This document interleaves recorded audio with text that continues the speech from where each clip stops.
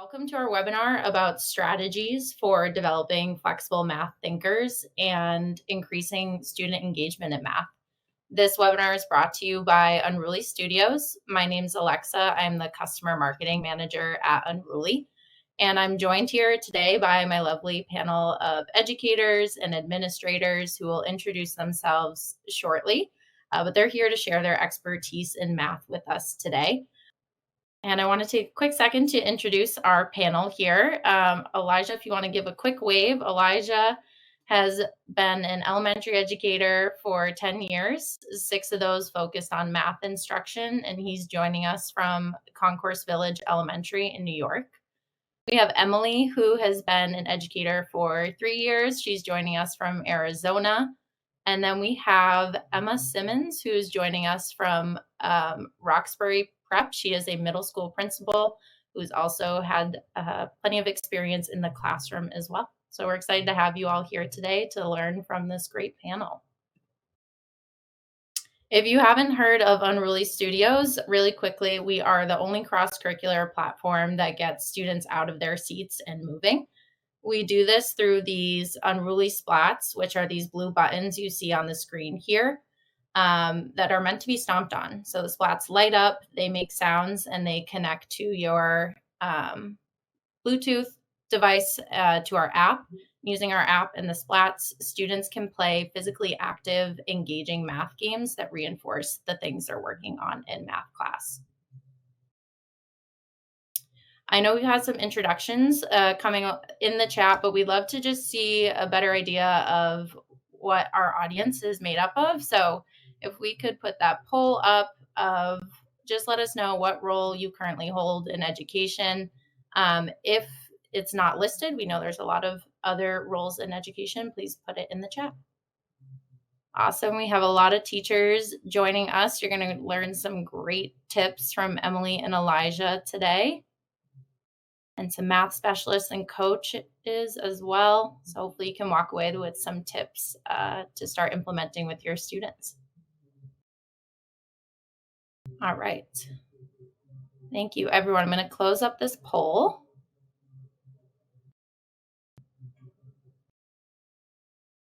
And to just give you a quick preview of the agenda, we're going to start off by talking about some data around current challenges faced in math education. Emma is going to run our Principal's Corner, where she can tell us a little bit about how administrators can support educators in their math instruction.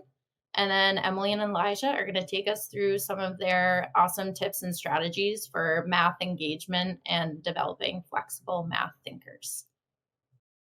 Something that we do at Unruly is we release surveys to our community of district leaders to learn a little bit more about certain topics that are important in the education world. And our most recent survey is on current challenges that districts and schools are facing in math. So in this first part of the webinar, we're going to take you through some data, have a discussion around it, and we highly encourage you, if there's things that resonate with you or thoughts you have about some of the data, put it right in the chat. We'd love to hear from you. So here we have some of the main challenges that we surveyed our district leaders about. There's certainly a lot more out there that schools are facing. But the biggest challenge we saw from our survey is that students are too reliant on answer getting tricks, which is basically saying that students, rather than having the number sense and kind of that foundational knowledge to be flexible problem solvers, they're relying on tricks that are helping them get to answers without being able to access that higher level of thinking. Additionally, we see that district leaders are feeling like math classes might be not engaging enough for students, and students are multiple grade levels behind where standards say they should be. And then lastly, we saw some significant reportings of students not having positive associations with math. And I think we could probably all say, I'm one of them. We know someone that might say, I'm just not a math person. And these math identities can start forming as early as elementary school.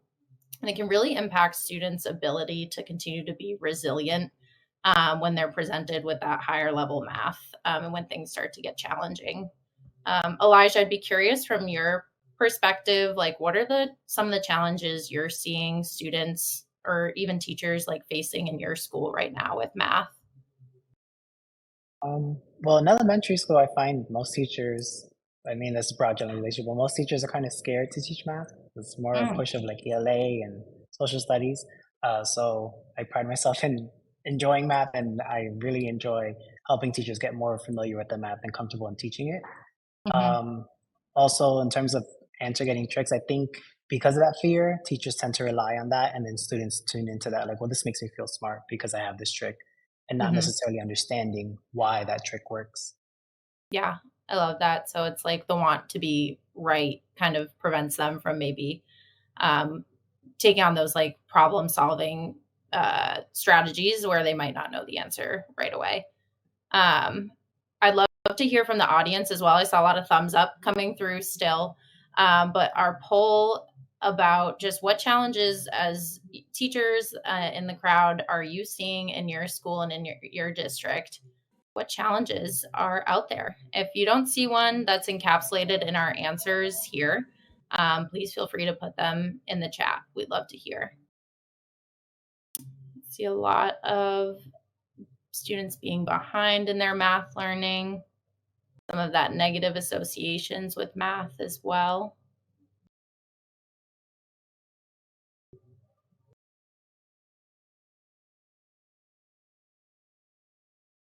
Ah, okay, yeah, certainly most popular answer right now, students are behind where they should be in their math learning. So I'm going to close up that poll. And another thing that we are looking to understand from our research um, is getting a better understanding of what areas have the most impact on students' math futures so we can determine where it's most important to be dedicating our instructional times. And by far and large, the answer is number sense from the district leaders that we surveyed. It's really at the foundation of future math performance for students.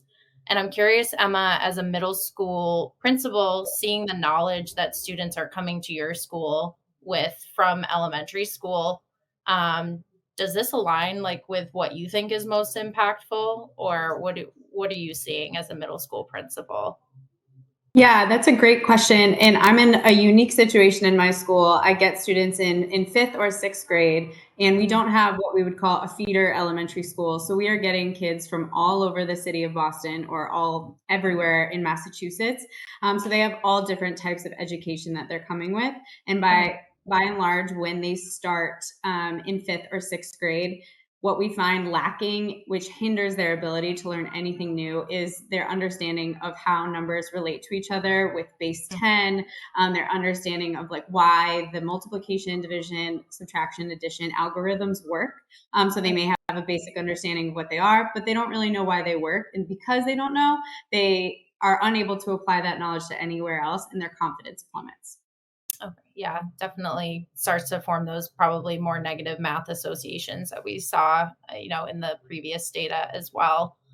Um, I saw some of these coming through in the chat, but would love to hear from our audience. What math topics do you think students need the most support in learning right now? And if it helps to contextualize, let us know what grade level you're in.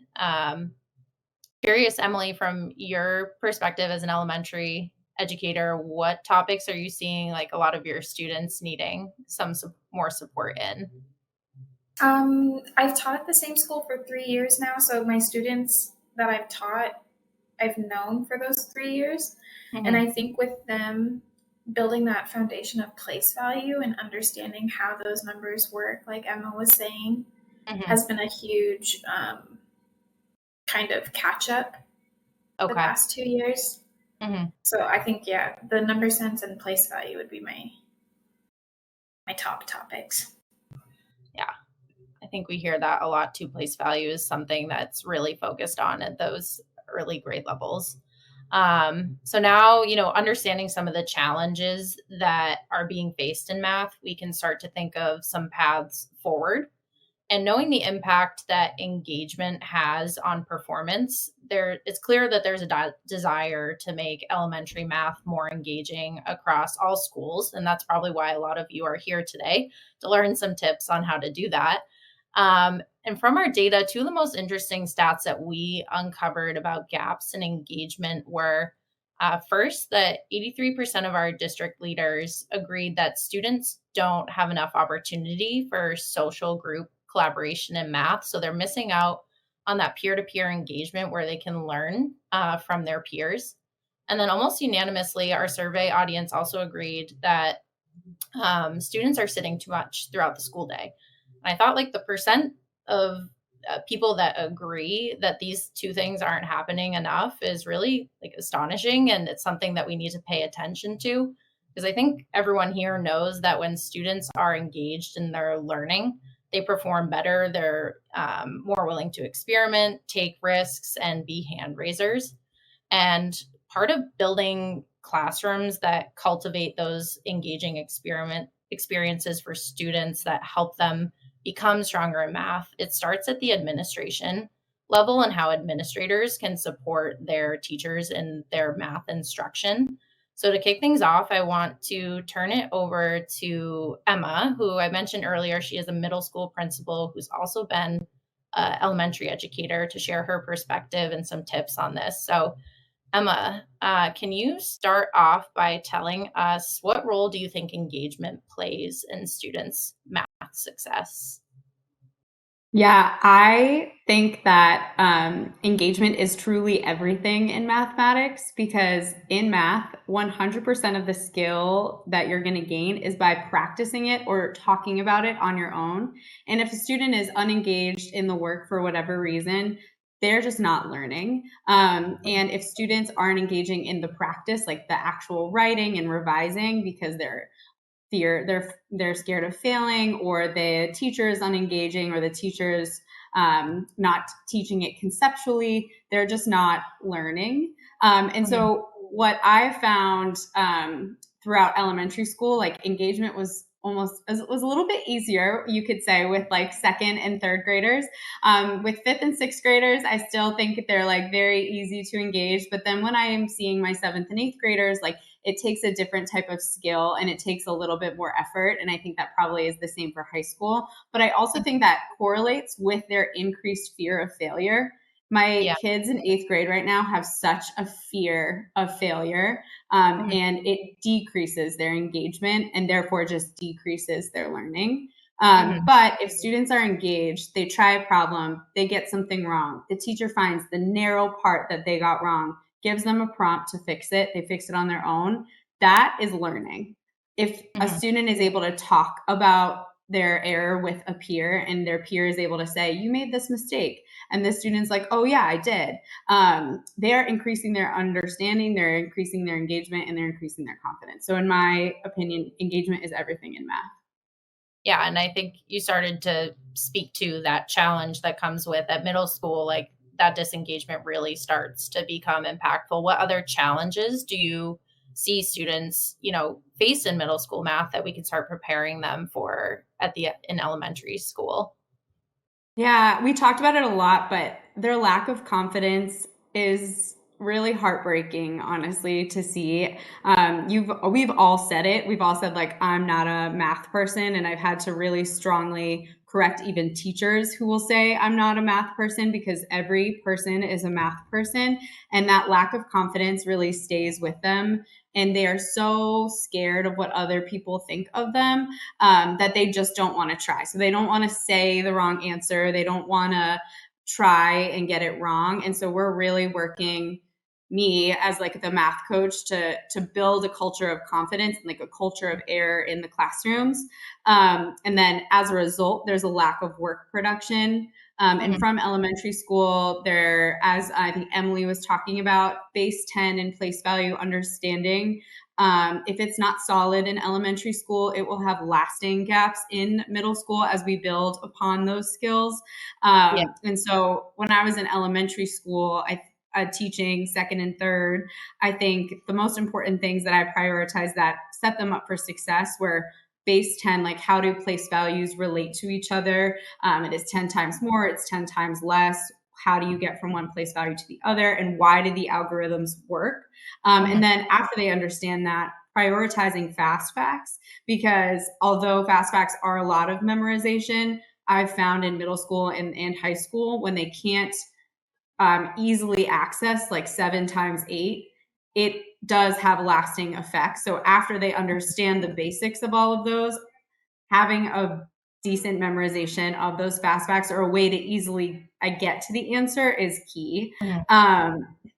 And then I think lastly, just like largely in all subjects, not just math, but encouraging student-led discussions, being like, we just found this error and then we fixed it. Like, how did we do that? And how can you make sure to do that in person? And like having students create this discussion and discussing it with your math coach or your principal or administrator, whoever, about like, hey, I'm really seeing this error in my class right now, and it is hindering X, Y, and Z. Like, can you please help me close it? And so I think just always talking about the errors and the gaps, and just building up those confidence in the kids. Yeah, I think that's great. Confidence is key, especially when we're in middle school. It's a tough time. So wherever we can build that confidence is important.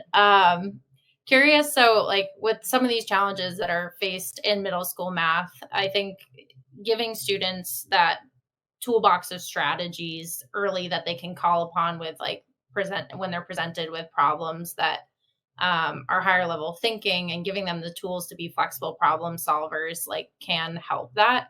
How do you define flexibility in math, and why is it important to develop this math flexibility in elementary school before they get to middle school? I feel like when I was in elementary school and middle school, flexibility in math, no one really cared about it. There was like, here is the algorithm. This is how you do it. And I think that made me really frustrated because I would get things wrong and I wouldn't understand why. And so when I think of flexibility in math, when I think back on your math education and think about it at a time when something in math just clicked for you, like you just understood it and you could explain it, you could teach someone else about it. When something clicks for you, I feel like you are fully capable of understanding it backwards and forwards. Math requires order and there are rules, but it also requires a lot of creativity. As someone just put in the chat, there are so many different ways to solve a problem. And that's what math curriculum right now gets at. It's asking really creative problems that have multiple ways at arriving at a solution, or maybe multiple solutions. And it could flexibility, like feeling like, wow, this student A solved it this way and student B solved it this way. And then the teacher showed both and we were both right. That creates confidence, not just about getting things right, but also about I can try things and maybe I'm not sure if they're going to be right, but I can do them. And for an elementary school, so much of elementary school math is reused every single moment in middle school. I was just in an 8th grade classroom today where students were struggling with moving something to be 10 times bigger or 10 times smaller. It was a decimal and it was with scientific notation, but it is based in elementary school learning. And I wonder if like their elementary school math had been stronger, like would that still be a gap in 8th grade right now? But their base 10 concepts are so key, and being so flexible with them, like can they make a problem for students to answer on their own? Can they show it solving with a model and with an algorithm? Can they explain their work to someone else?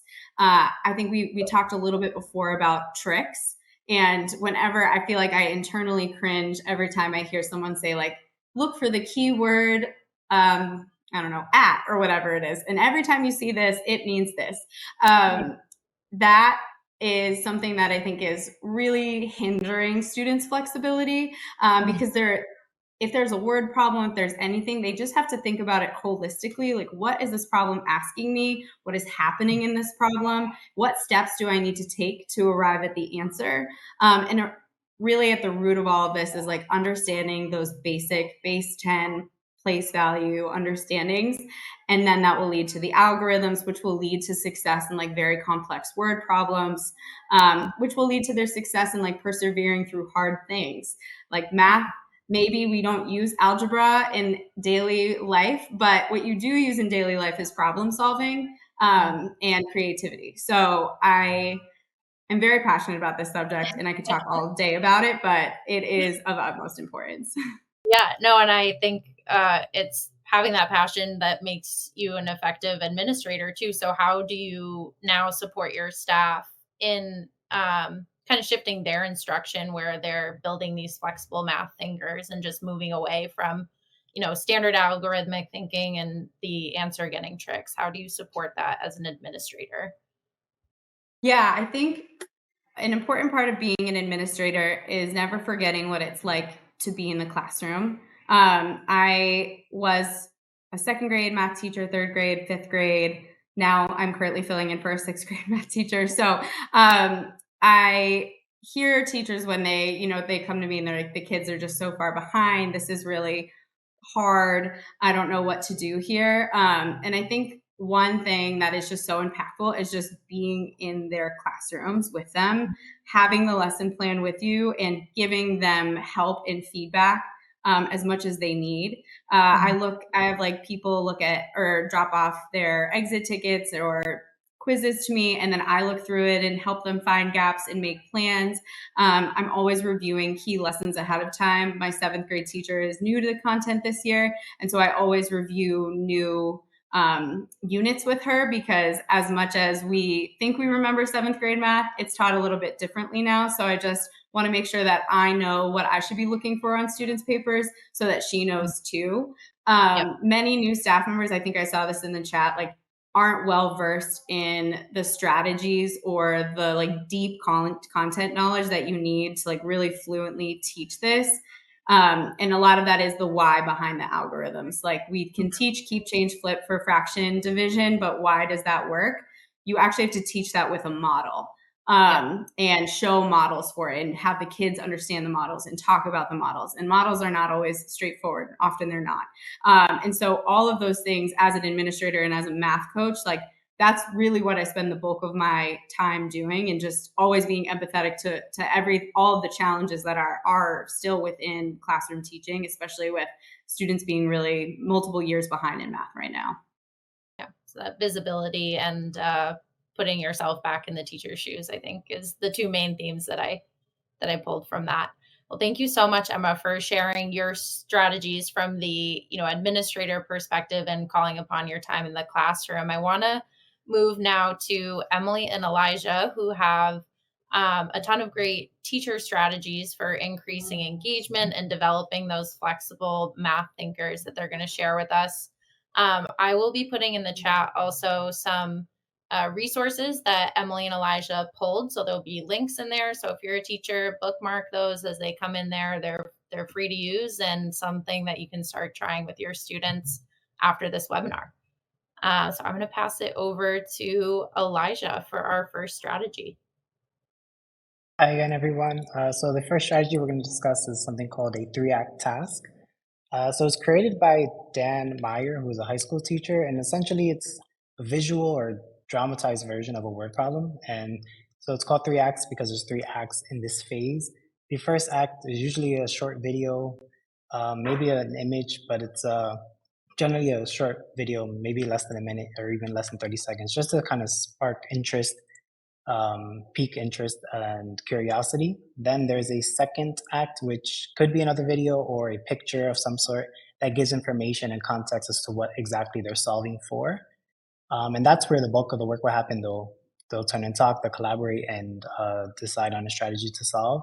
And then act 3 is where the teacher will reveal the answer, which can, again, be a video or just an image of potential strategies. But I really push for a video because students can follow along as you solve to see, to Emma's point, the different strategies that could be potentially used, and if they were following those steps correctly, and it doesn't necessarily always have to be an algorithmic approach. This is an example of one potential first act of a 3-act task.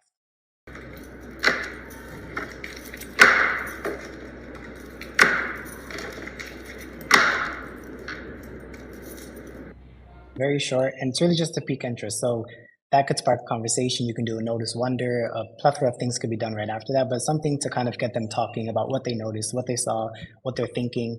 Um, and I'm sure students would be curious of what does this chocolate bar have anything to do with what we're learning in math? And that's where you go into Act Two and you present the actual question. And then if there's a need for example, in this problem, there isn't any context given. So there's this second act has pictures which shows how many bars of chocolate are actually in this box and how much it costs to be able to answer the question of how much money will Miss Nunez, who is a teacher in my school, that I use as a reference to kind of again build interest because they saw, oh, that's Miss Nunez's hand. So kind of again going back to the idea of piquing interest and making them curious. So this gave context and allow them to have some type of entrance point to solve. And again, offering opportunities for them to collaborate with each other. So it isn't just, I have to now do this on my own. I'm not sure where to start. And then at the end, I did have a video, but for the interest of time, I'm showing you this picture of all the potential ways they could have solved for this problem. Awesome. Yeah. And in the chat too, Elijah grabbed some great resources of these pre-built 3-act tasks. So it's not something that you have to build out on your own. So those links in the chat will bring you to a lot of different examples, including some middle school ones as well. So if we have some middle school educators in the room, they are there for you. Keep going, Elijah. Yes, and our second strategy is the 3-read protocol. So again, to Emma's point of approaching word problems holistically, I think this is a great way to kind of take the stress out of approaching a word problem. And I think personally, a word problem, there's a lot of reading skills that are involved. So yes, there is math, but you do need to have reading comprehension to be able to analyze and dissect what's happening in a word problem. And this is a great way to do it because it kind of gives a frame or a lens for each read. So the first time students don't have the problem in front of them, you're reading the problem without any quantities and without the question. So treating it like a story, and you would ask them to literally just tell them what's the gist, would you understand what's happening in the story?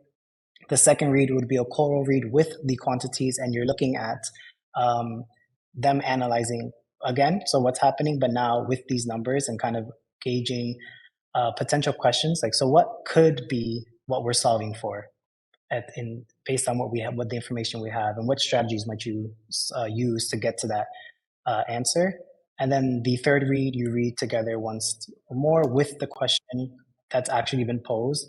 And this provides us kind of an open-ended sense, because if there's a question that students ask that wasn't the actual question, that could be an extension where students go off to solve. And then also them truly understanding how, creators of word problems are framing and coming up with these questions, because they might ask a question that can't necessarily be answered through the word problem. So really them understanding the context of the problem and being able to dissect and understand what's being asked of them.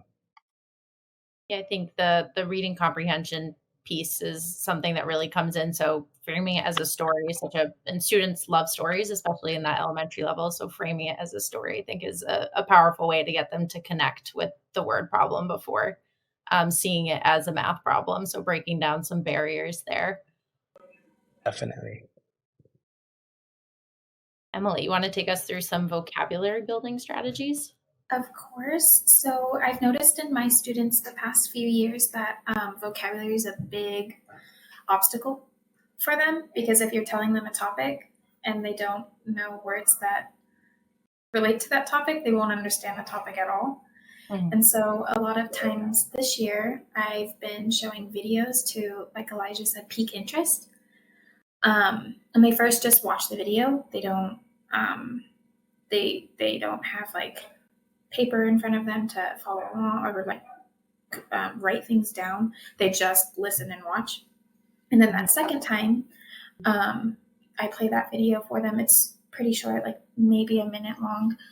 I ask them like what stood out, what words sounded familiar or unfamiliar, what they want to learn about, but mostly like having them spark that student-led approach of what they picked out. And then we take notes on that and kind of make connections for that unit. So if we were talking about fractions, knowing what a numerator is, knowing what a denominator is. That way they have an understanding of what the unit is rather than just putting all the words at them and they don't make any connections. Yep. So that's a really big part for the vocab. And then just referring back to it throughout the entire unit that we're teaching it so that they can relate it to the video. Like maybe I'll play the video a week later or the beginning of the week and then at the end of the week to see if there's been any changes or an increase in their understanding too. So building some more context by calling back to that original exposure. Yeah. Great. Elijah, CRA framework, tell us about it. Yes, so for the teachers and administrators in the webinar, you're probably familiar with this. So CRE framework just stands for concrete, representational, abstract. So going from concrete to abstract, when students are first introduced to any math concept, you're generally starting with some type of concrete, manipulative, the tangible thing they can touch and use to manipulate and solve for a problem. In the example in this picture here, you have 5 counting blocks or counting cubes plus 4 more counting cubes makes 9 counting cubes. As they transition to representational, they might not be touching these things anymore. They might be drawing the cubes or drawing circles to represent that. And hopefully the goal is that eventually they'll be able to use an equation or memorize these facts. But I think the biggest thing is the intentionality of this. So, and I think as we get in higher in grades, especially like 4th and 5th grade, or maybe in middle school, there's a tendency to not use manipulatives anymore and kind of say, well, at this point they should know these things. And it's, I don't find anything wrong in introducing manipulatives to help them grasp these concepts, especially with something like volume. They may know how to multiply, but the concept of volume may be very abstract to them. So showing them actual cubes that build a rectangular prism, and not so then for them to understand what length, width, and height are. So again, going back to the intentionality of when this is appropriate, when it isn't necessarily appropriate, and also as students progress, are they still using manipulatives in June and they've been using it since September? That's an issue. Why isn't there some sort of gradual release of responsibility, and you as an educator promoting other strategies and exposing them to different strategies? Because there isn't a one way to do math, and it's okay for a child to want to do area model, let's say, instead of standard algorithm. Those are both mathematically sound practices. So I think a big key is really intentionality behind how this framework works. I'm curious too, like I was interested by your point about like in 4th and 5th grade, like there's this movement away. Like do you still find the engagement is still as high for students in those higher grade levels with the manipulatives? Like, is it something they're receptive to using? Yeah, I mean, they're generally excited, I think, because you're usually not exposed to those things. So they're generally excited to be able to use counting cubes to find volume or whatever the manipulative is. So definitely receptive. I can't speak to middle schoolers, but in my experience, 4th and 5th are definitely still excited to use manipulatives. Yeah, Emma agreeing. Nodding. Does that happen at the middle school level still for you guys? Oh my gosh. Give 8th graders a manipulative and they are the happiest little guys you've ever seen. Their engagement goes from 0 to 100. It's adorable. Love it. It's awesome. Never too old for manipulatives. That's what we're taking away from this today. All right. Tape diagrams, Elijah. So the 5th strategy, very heavy on word problems today, but tape diagrams to help students conceptualize what's being asked of them. So I have this example here of a student who bought notebooks and pens for different prices, and they'd have to multiply the cost per unit by however many things are being bought and then figure out how much change they get. So that's a lot to process. There's a lot going on. So tape diagrams are a good way to visualize, starting with, and there's different ways to use the tape diagram. In this case, it's one tape diagram, but for subtraction, it could be 2 tape diagrams showing the difference, literal difference, and that goes back into vocabulary of like them understanding why the answer in subtraction is called a difference, because you are finding how much more, how much less there is.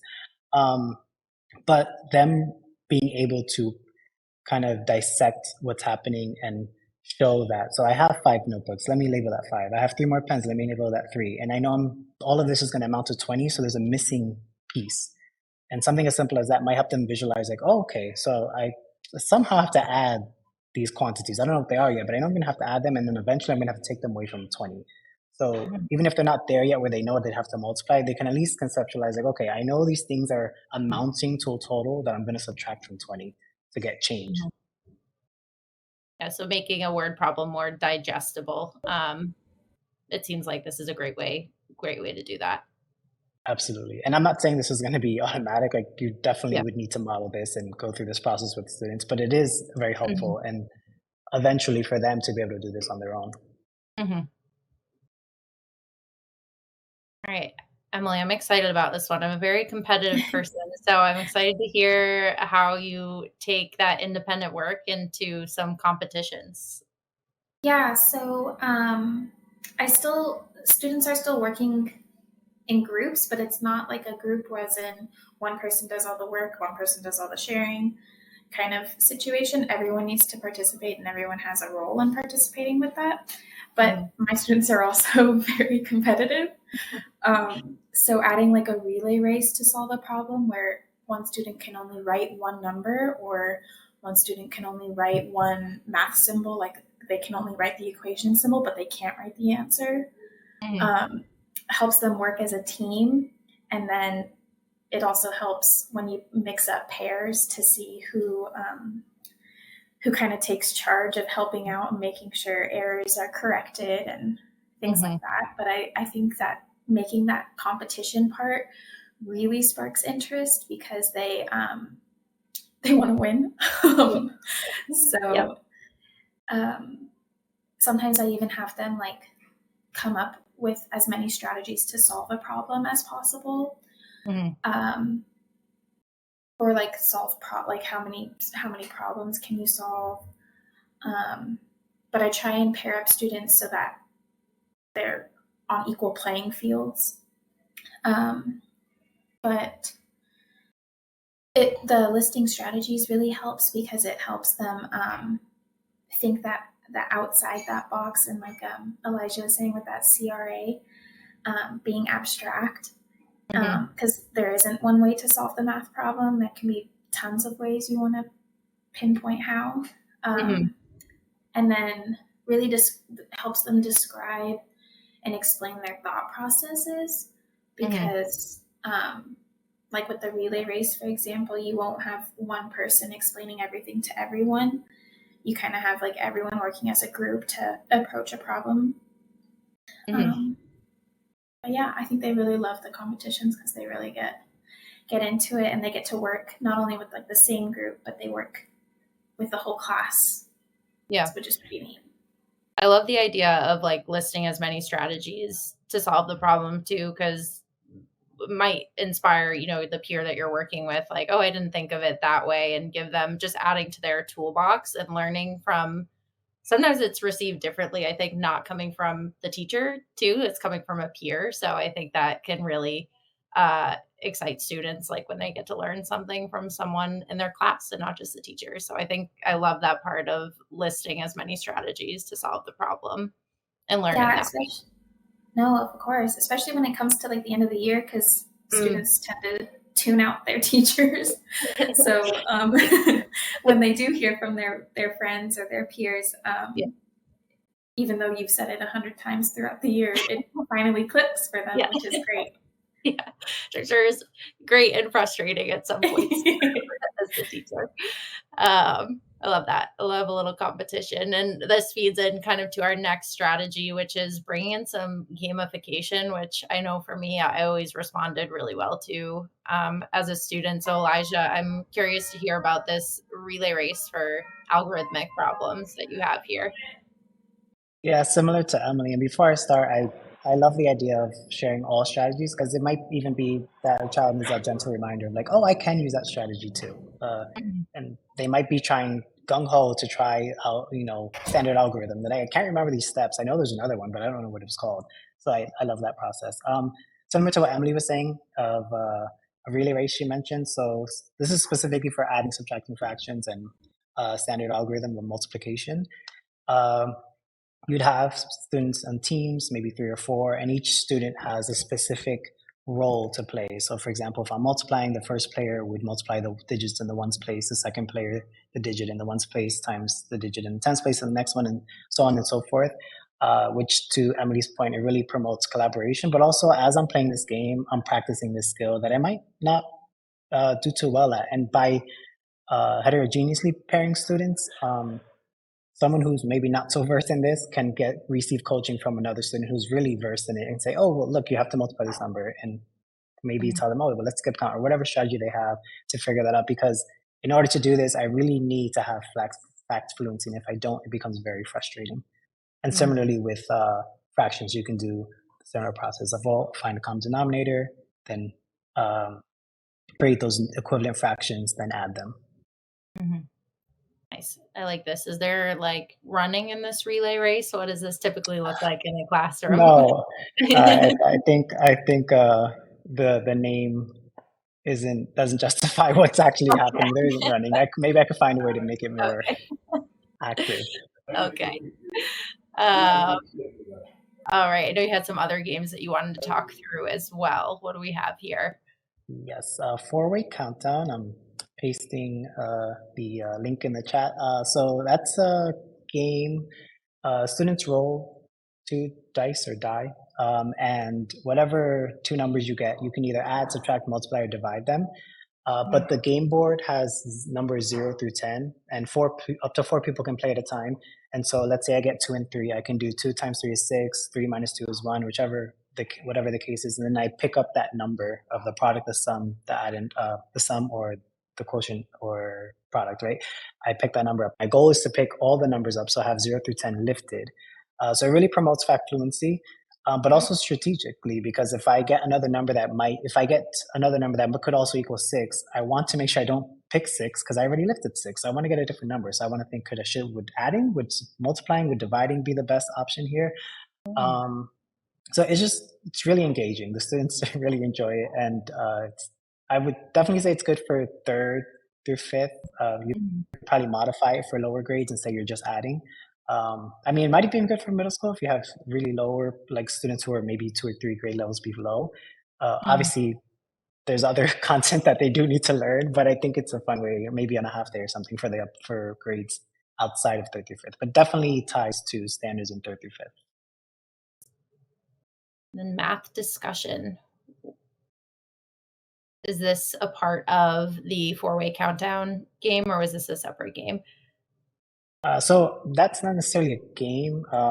Just I love to find ways to have students talk about math. So games are definitely a good way because as you're playing, you might ask, like, how'd you do that? Where'd you go? What strategy did you pick? How in the world is that the answer 3? So definitely promotes discussion, but also teachers intentionally asking questions. And to Emma's point of maybe error analysis, that can spark a conversation. Just being mindful so that there isn't just one answer. Or if there is one answer, that there's multiple ways to get to that answer so that it can be a conversation. Because the worst feeling is for you to present something and everyone's like 6. And you're like, oh, no one has anything to add on. No, the answer's 6. And so you don't want that to happen, right? But strategically asking questions that spark conversations. So, I mean, that takes a lot of practice, but it does engage students and it pushes their thinking to ask each other questions. And again, that takes modeling. You want to have a accountable talk. I agree, I disagree with you, why, and things like that. But once that foundation is set up, it really promotes meaningful conversation that can help students understand. Because you can, like we said earlier, you could say thing 3 times and the student says the same thing once and suddenly it clicks and it makes sense, which I'm all for. If that works, that's fine. Whatever works. Love that. Yeah, building those thinking classrooms where I would imagine it does take some time up front to get students used to like how to ask these questions and build in that structure. But anytime you can get students talking and interacting with each other around these topics, I think is great. And I think I saw a reference to I Have Who Has in the chat, but Emily, I'd love to hear more about how the game itself and how you use it in your classroom. Yes, I saw that reference too. So it pretty much has the students have like an I have and it's an answer, and then they have to ask the class a problem question. And so the students not only have to look at what their answer is, but they have to think of what problems could somebody say that give my answer. So it kind of makes that out of box thinking of not just like the straight like this times this is this, that outside abstract thinking of critical thinking, problem solving skills where they have to really work for their answers. And once they get the hang of it, because the first round, most of the time, even if they've played it before throughout the year, it's still a little rough for them to remember. But by the second round we do it, the students are like on their toes and trying to think of all the possibilities that somebody could say. Because I always try and mix up the cards, especially building on those fact fluencies. But I think it's a great way to keep them on their toes and keep them engaged. I love that. That's a great game. I think is that something that you can just buy like online? Is there sets of cards that come like maybe on Teachers Pay Teachers, or where did you find this game? Yeah, I found it. It's free on Teacher Pay Teacher too, and then you can always just edit them or create your own once you have like a template that you can go off of. Perfect. But yeah, Teacher Pay Teachers has a lot of them. That's where I got the idea from. Okay, perfect. And then on the topic of games, let's talk a little bit about, Elijah and Emily, your experiences with Unruly Math, which is basically really the gamification of reinforcing the skills that students are working in on math already.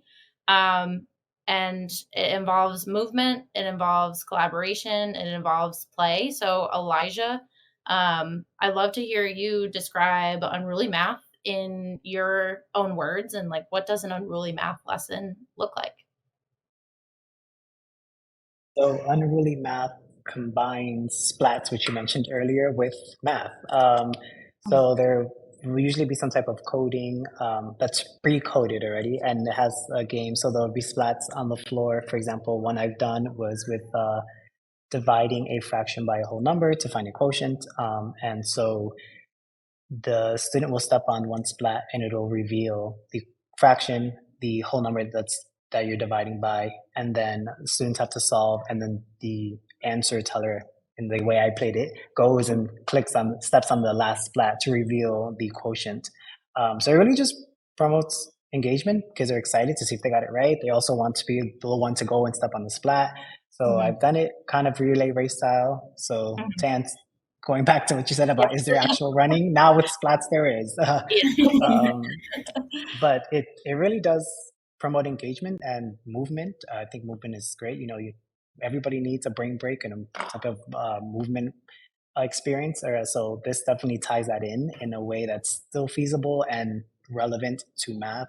You have to stop instruction and then do this movement activity. You can kind of embed the two and have the best of both worlds. Certainly. And Emily, moving over to your experience, what is the biggest impact you've noticed Unruly Math has had on your students? I think with them, it kind of ties in with like what Elijah said, that engagement, and then the competitiveness, because they're watching timers, trying to complete the problems, making sure they get it right. But with Unruly Math, we've started Unruly Math this year, but we've done splats the past 3 years. So anytime they see that we're doing a splats activity, they get super excited because they know they'll either be able to code things to make the games work, or get to just play the games. So I think they have that positive correlation with splats. So it makes it really fun for them. And then it helps like with physical, like not only like place value, for instance, there's a Unruly Math game for place value. And rather than just telling them like, this is how it works, and then giving them a worksheet and things like that, they get to really visually and physically move place values to kind of manipulate and understand that. So I'd say that's probably the biggest. Yeah, bringing in that kinesthetic piece and forming those connections for sure. What about in terms of like peer-to-peer collaboration? Do you find that the splats promote that, or what does that look like when you're doing a lesson? How are students interacting with each other? And Emily or Elijah, feel free to answer this one. I think it continues that positive play because they want to keep it fun, and if their team member or their group is struggling, they try and like get their points made up, or get that correction, but it's never like in a negative way. They really take the time to explain things to each other of how it works, because I think they have that positive feeling connected with SLED. And Elijah, how would you say Unruly Math is different from other supplemental tools that you've used in your classroom? I think the main thing is the movement that's involved. So it's still mathematical, all these things that you would normally have in some type of math game or online platform. But the movement piece really goes like, I mean, it's great. Like I said about brain breaks and having those things, and it just really makes math exciting, which I'm always for. I love gamifying things, and I think games really help solidify understanding. So I think the difference is really the kinesthetic piece. Mm-hmm. Awesome. And as a teacher, what do both of you like most about Unruly Math? I love that it's all set up already. Lessons, you can just pull the lesson up, you can print the worksheet, and then you play the video and set it up on. I usually just cast it onto, we have those smart TVs. So I just cast it onto my TV and the kids get to watch the virtual playground. And I don't really have to do a lot of the planning other than making sure the standards line up and it relates to the unit we're working on. And Elijah, for you, same question. Agreed. I like the ease of making this happen. It's very easy to set up. You connect the splats, have it out. You're not coding. You're not becoming an engineer of any sort. So that's less stress and less not any added pressure. But I also love just watching the kids play, and it's a formative assessment at that moment. You can take little notes as they're playing and seeing who's struggling, who's making connections, who's helping other people identify things, and you'll really see a different side. I know. Kind of like when instead of having someone write an essay, you have them write a poem or act something out. You kind of see different sides, like artistic intelligence, all these other type of intelligences that we don't necessarily tap into. We're so big on getting the answer right, writing things down, and so really pushing for a new way of learning that makes everyone feel included. Awesome. Yes, I think hearing a lot of themes of just engagement in a different way of having students learn, which is awesome. If anyone in the chat is interested in sharing with us, like we'd love to hear from you. I think things have been coming through as Emily and Elijah have been talking, but what are some things that you've done in your classroom to really increase engagement in math? If you have some tips and tricks that you want to share, please do, but we can move to our Q&A section of the chat. But let me move us on over. If you have any questions specifically for Emily, Elijah, Emma, or myself, please either put them in the chat. We do have one Q&A that doesn't look for a specific panelist, but someone is curious, how do you support a special education student in the regular ed classroom? Especially when some teachers say this is the way to do it versus teaching them more than one way to solve a problem. Do any of our panelists have some thoughts on that question?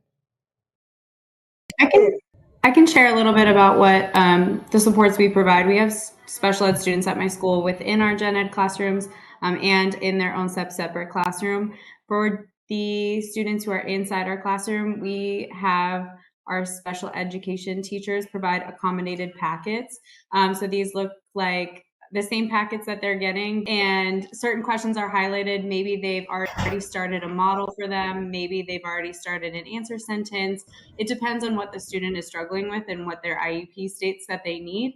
Maybe they need a checklist or broken down directions. And then the special education teacher will kind of go to those students at key moments to help them. And in terms of making sure that they're not like just solving one way, if a student needs manipulatives or something to understand it, like that is totally encouraged. Like if everyone else is solving with an algorithm and that student needs a model, and the teacher should just put a model on their paper. So those are some of the things, but I know that the list of possibilities are endless. Mm-hmm. Emily, Elijah, do you have anything to add to to that? Yeah, I was gonna say, I would definitely push for different strategies. One strategy may not make sense to that student. And to Emma's point, I find with students, especially who have like processing issues, definitely having a checklist or like steps or some type of flow map that shows these are the steps to solve this problem or this type of strategy that you're using. Because it's hard to, it doesn't become automatic, and automaticity is something we're pushing for, but that's not going to happen overnight. So really having something, anchor charts or whatever the case is, to really reinforce these skills. But Mhm. I wouldn't shy away from different strategies because one way is not the right way. Mhm. Yeah. Emily, nodding your head in agreement there. Yeah, I agree with all of that. And that maybe if you have like a certain strategy and a teacher's very adamant about that strategy and teaching it, maybe just wording it differently for that one student or several students. Mhm. Because maybe the phrase connects differently, or sometimes I make a motion for some students that help them remember or Mhm. help them work through it. But both of those. Awesome. Well, thank you for the questions in the chat and for all the sharing that went on today. And thank you to our panelists for joining us. I hope everyone learned a ton from them. I know I did. If you are interested in learning any more about Unruly Studios or Unruly Math, I dropped our website in the chat. So please visit it. And if you would like to join our newsletter where we send out blogs, articles related to math instruction, and different resources, please scan this QR code and you can sign up for our Unruly Math newsletter. But thank you everyone so much for joining today. We hope you have a great rest of the day, and we will stick around for any other questions that come through in the chat. But we hope to see you again soon.